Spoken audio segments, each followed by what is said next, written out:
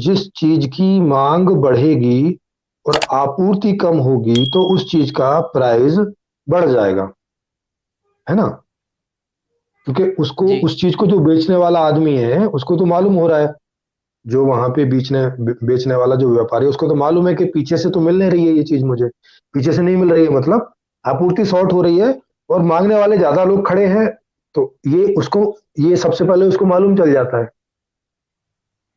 तभी वो इसका प्राइस बढ़ाता है वो, क्योंकि उसको मालूम है कि जब ये मेरे पास शॉर्ट है तो दूसरे भी जो व्यापारी उनके पास भी शॉर्ट होगी, और ये बात उनको भी मालूम चल रही है कि पीछे से सप्लाई कम हो गई है या बंद हो गई है, और खरीदने वाले मेरे सामने ज्यादा खड़े हैं। तो मैं बोलता हूँ कि भाई, मैं 20 रुपए की चीज है तो मैं उसको बोलता हूँ भाई 30 रुपए में दूंगा। तो अब चूंकि सप्लाई एकदम से शॉर्ट नहीं होती, धीरे धीरे शॉर्ट होती है, तो ये धीरे धीरे मैं 25 रुपए का दूंगा, मैं 30 रुपए का दूंगा, फिर मैं 35 का दूंगा, फिर मैं 100 का दूंगा, फिर मैं 200 का दूंगा। जैसे आपने देखा टमाटर 10 रुपए से लेके और 200 रुपए किलो तक पहुंच जाता है। तो तो तो ये तो हमने पहले मैकेनिज्म बना रखा है ना ऐसा। हमने मैकेनिज्म ही ऐसा बना रखा है ना कि उसकी शॉर्टेज हो। समझ रहे हैं। हम हम्म हमने हाँ, इस बात मैकेनिज्म, को थोड़ा इलेबोरेट कीजिए। हाँ, क्योंकि किसी भी, जैसे उदाहरण के लिए किसान है, किसान के पास क्या कोई डाटा है कि भाई पूरे साल में कितना टमाटर पूरे देश को जरूरत पड़ती है, इंपोर्ट एक्सपोर्ट सब लगा के, एक्सपोर्ट करके, और घर अपने भारत में जितना इस्तेमाल होता है, और कितने किसान कितना टमाटर पैदा कर रहे हैं, ऐसा कोई डाटा जारी है क्या? ऐसा कोई मैकेनिज्म है जिससे कि पैदा करने वाले किसान को मालूम चल जाए कि भैया जितनी मांग टमाटर की थी उतना ऑलरेडी किसान लोग पैदा कर रहे हैं, तो मैं अब कम से कम टमाटर के बारे में तो ना सोचूं पैदा करने के बारे में। ऐसा कोई मैकेनिज्म है हमारे पास? नहीं, अभी तो बस प्राइस सिग्नल ही है जो उसको अवेलेबल है। तो एक प्राइस सिग्नल अंदाजा तो है, बाद, सर्वे है। हाँ, हाँ, हाँ, तो प्राइस सिग्नल तो बाद में हो रहा है ना, जब आफत आ जा रही है। प्राइस का तो हाँ, सबसे पहले पता किसको चल रहा है? व्यापारी को पता चल रहा है सबसे पहले। हाँ। जो मार्केट में फुटकर वाला व्यापारी है, थोक वाला भी नहीं, जो फुटकर हुँ, वाला व्यापारी है, उसको पता है ना कि वहां कितने लोग किस बात की मांग करने, क्योंकि आप देखेंगे व्यापारियों को जो दुकान में बैठे रहते हैं, तो वो एक कॉपी बना के रखते हैं, और उस कॉपी में वो कई भाग बना के रखते हैं कि सबसे ज्यादा मांग की जाने वाली वस्तु, सबसे इस तरह की एक कैटेगरी करके रखते हैं अपने कॉपी में। और वो जो जो चीज बिकती रहती है उसको वहां ऑर्डर वो लिखते रहते हैं कि अब आगे के लिए हमें ये चाहिए, और उस ऑर्डर को वो पीछे थोक व्यापारी को भेजते रहते हैं। तो सबसे पहले उसको पता चलता है कि किस चीज की मांग ज्यादा आ रही है, तो वो थोक व्यापारी को भेजता है। जब थोक व्यापारी बोलता है कि नहीं मैं इतनी नहीं आपूर्ति कर सकता, तो उसको पता चलता है कि अच्छा इसकी शॉर्टेज हो रही है भाई। क्योंकि वो एक एक थोक व्यापारी से तो उनके कनेक्शन होते नहीं है, 4 6 10 से होते हैं। वो इसके पास नहीं है तो दूसरे को फोन करते हैं, तीसरे को करते हैं, चौथे को करते हैं, तो पता चलता है कि कहीं भी नहीं है अवेलेबल, तो उनको समझ में आ जाती है कि इसकी शॉर्टेज स्टार्ट हो गई है। तो सबसे पहले उनको पता चलता है। अब उस समय तो इसकी आपूर्ति की नहीं जा सकती। टमाटर कैसे आदमी तुरंत जो है सुबह लगा के और शाम तक पैदा कर लेगा इसको, जी। है ना। इस और कहीं जी। और कहीं कोई प्रोडक्शन भी हो रहा होगा दूसरी तरह की चीजों का, तो वो कैसे सुबह से शाम तक में कर देगा? उसको भी महीना 2 महीना लगेगा, तब तक आदमियों की हालत खराब हो जाएगी। तो मेरे कहने का मतलब, ये तो मैकेनिज्म ही खराब है ना, कि ये प्राइस मैकेनिज्म से प्राइस मैकेनिज्म को इंडिकेटर बना रहे हैं। इंडिकेटर तो कुछ और होना चाहिए ना, जिससे हमें पहले पता चल जाए। हाँ, ये मतलब तो एक्चुअल में इंडिकेटर ही खराब है। हाँ, हाँ, हाँ। मतलब आप ये बोलना चाह रहे हैं कि प्राइस इफ़ेक्ट भी हो रहा है और कॉज़ भी बन जा रहा है। हाँ, कुछ भी बन जा रहा है। अब डिसीजन मेकिंग का कॉज भी बन जा रहा है और वो इफेक्ट भी ये है, और वो कॉज भी बन जा रहा है बिजनेस डिसीजंस लेने का, क्योंकि आप उसी हिसाब से रिस्पॉन्ड, उसी इसीलिए हिसाब हम से कर देखते रहे हैं हैं। कि एकदम से ही गिरने लगती हैं चीजें या बढ़ने लगती हैं चीजें, क्योंकि वो कॉज बन रही है। जैसे शेयर मार्केट, मतलब जैसे ही थोड़ा गिरता है तो साइकोलॉजिकली लोग, उसका असर पड़ता है तो वो और गिरने लग जाती हैं। मतलब मार्केट कहीं अनस्टेबल हो रहा है तो एकदम से चीजें गिरने लग जाती हैं। तो ये कॉज और इफेक्ट दोनों बन जा रहे हैं।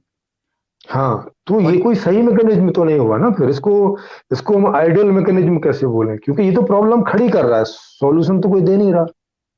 सॉल्यूशन कहाँ दे रहा है, नंबर एक। नंबर दूसरा, कि मान लिया जिन चीजों की कमी है, उन उन चीजों के प्राइस ज्यादा हो जा रहे हैं, तो जो गरीब आदमी है वो तो उसको खरीद नहीं पाएगा। तो तो गरीब आदमी उसको पैदा तो करेगा मगर खरीद नहीं पाएगा।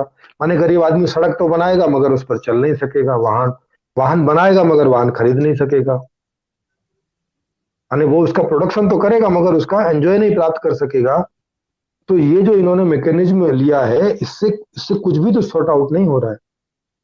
इससे एक आदमी, 1% लोग जो है देश में, वो 73% आय उनकी जेब में चली जा रही है। ये इसी मैकेनिज्म से चली जा रही है ना। जी, उनके पास ज़्यादा मतलब कंट्रोल भी है, सर्वे भी अच्छा होगा उनके उनके पास वो एनालिस्ट्स भी होंगे जो मार्केट को प्रेडिक्ट कर पाएंगे, at the same time yes, वो मैनिपुलेट भी कर पाएंगे प्राइसेस को, यस, यस। मतलब तो तो अब आप मुझे बताइए, और वो उतना ही टारगेट रखेंगे उनके अपने सर्वे के हिसाब से, कि भाई लगभग इतना बिक जाएगा, उतना टारगेट रखेंगे। तो अब लेकिन लेकिन सुख तो पूरी जनता को चाहिए, लेकिन वो तो 10% को टारगेट बना रहे हैं या 20% को, जो उनका अपना एक मार्केट है। उसमें उसमें और भी दूसरे भी हैं, अगर वहाँ कंपटीटर भी है तो उनको आपस में नहीं पता चलेगा कि किसने क्या टारगेट रखा है। तो वो कई बार आपस में भी जो है क्लेश करते हैं। तो अब इसमें मुझे बताइए कि ये कौन सा मतलब कौन सा ये कोई कौन सा ढंग का तरीका है, या कौन सा ढंग का इंडिकेटर है क्या ये? जी प्रोफेसर रणवीर सिंह जी कह रहे हैं कि no forecasting system of forecast requirement. Yes, specially specially agriculture. Yes, producers. क्योंकि जो जो इंडस्ट्रियलिस्ट है उनके पास में तो पैसा होता है, वो तो कुछ सर्वे वर्वे कुछ करके कुछ अपना एक रखते हैं, और उनको पूरी साल का रहता भी है। क्योंकि 4-6 तो इंडस्ट्रियलिस्ट होते हैं ना एक चीज में, 4-6-10 होते हैं।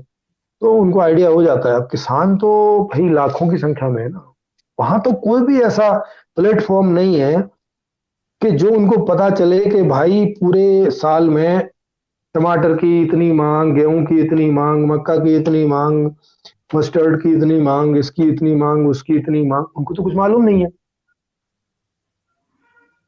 वो तो इसी आधार पे लगाते हैं कि उनको लगता है कि अच्छा इस बार आलू का प्राइस थोड़ा अच्छा रहा, इस बार टमाटर महंगा बिक गया, तो अगली बार पता चला कि ज्यादातर किसानों ने टमाटर ही लगा डाला और 5 रुपए किलो बिकना मुश्किल हो रहा है।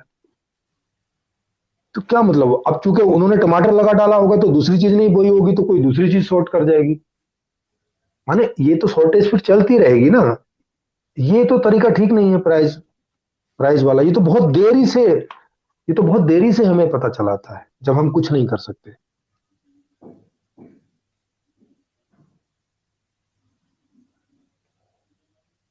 है कि नहीं? मतलब ऐसा समझो कि ये तो व्यापारी के लिए है सिग्नल, और उसी को इससे पता चलता है कि कौन सी चीज शॉर्टेज होने वाली है और कौन सी चीज ज्यादा होने वाली है, उसको मालूम चलता है। ये तो उसके लाभ में है ना, इसीलिए वो मैनिपुलेट कर लेता है प्राइस। हाँ, और वो उसके करना लाभ। भी चाहता है। हाँ, और वो करना भी चाहता है, तो वो इसको हम्म, जल्दी से लोगों को बताएगा भी नहीं। लोगों को तो तभी पता चलेगा जब पता चला उसने 30 रुपए कर दिया 20 की जगह। हाँ हाँ, मतलब सिस्टम की प्रायोरिटी है, मतलब जो ड्राइवर्स हैं सिस्टम के, वो उनकी प्रायोरिटी उनका प्रॉफिट लॉस है, तो हाँ, ये प्रॉफिट लॉस। सिग्नल को वो यूज करते हैं। लेकिन इससे जो उपभोक्ता है और जो प्रोड्यूसर है, वो वहां वो मैचिंग नहीं हो रही है, उसके लिए ये नहीं बना है। ना, उसके लिए नहीं बना, वहां तो बहुत डिस्टेंस है, उनको तो मालूम ही नहीं हम्म, चलता। और ये और और मालूम उल्टा चल उल्टा। भी गया तो, हाँ, मालूम चल भी गया हाँ, तो क्या, जब वो खरीद ही नहीं सकते, मतलब हाँ ये तो सीधी भाई, सी हाँ। वो जो है प्रोड्यूस नहीं कर सकता इतनी जल्दी, और वो खरीद नहीं हम्म, सकते। तो कुल मिला के क्या होगा, उतना जो डिस्टेंस है महीने 2 महीने 3 महीने का, उतने में ये सारा लोग गेम कर जाते हैं। अब इसमें क्या होता है कि जैसे ही आम आदमी को पता चलता है कि अब टमाटर के रेट बढ़ने वाले हैं, तो वो इसको इकट्ठा करने में लग जाता है। अगले हफ्ते भर का टमाटर आज ही खरीद लेगा, फिर और शॉर्टेज हो जाती है नहीं? हाँ बिल्कुल, तो उसका पैनिक और होता है। प्राइस बढ़ता है। हाँ, पैनिक होता हम्म, है। तो मेरे कहने का मतलब, तो ये जो जो भी इन्होंने एक स्टैंडर्ड रखा है कंट्रोल करने का अर्थव्यवस्था को या ड्राइव करने का, ये तो बहुत बेकार का है ना। इससे तो जिस उद्देश्य के लिए अर्थशास्त्र बनाया गया था वो उद्देश्य तो इससे फुलफिल नहीं हो रहा ना। तो ऐसे ऐसे अर्थशास्त्र को अर्थशास्त्र बोलने का क्या तुक है? ये तो अनर्थ शास्त्र है ना, क्योंकि इसका तो परिणाम अनर्थकारी आ रहा जी बिल्कुल। है।